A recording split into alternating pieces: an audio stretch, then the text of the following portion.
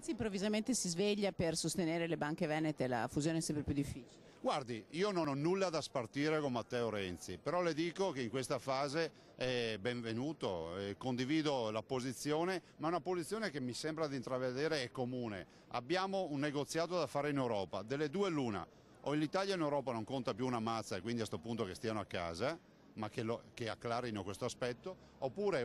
c'è qualcuno che utilizza l'Europa come alibi per non trattare o per non aiutare le banche venete. Davanti a un'erogazione di 8 miliardi di euro per Monte Paschi di Siena non si può dire che manca 1 miliardo per le banche venete. Noi paghiamo le tasse, 21 miliardi di tasse all'anno, quindi potremmo salvarne 21 volte queste banche, solo in un anno. La Regione non ha ovviamente il potere di contrattare in Europa, quindi la prima responsabilità certamente del Governo nazionale, ma la Regione, che ha fatto anche una commissione di indagine regionale un anno fa e che ha raccolto dei suggerimenti dai tecnici, non l'ho vista ancora attuarli. Uno dei suggerimenti dati dai tecnici della commissione d'inchiesta regionale era quello di dire attenzione, ci sono imprese esposte con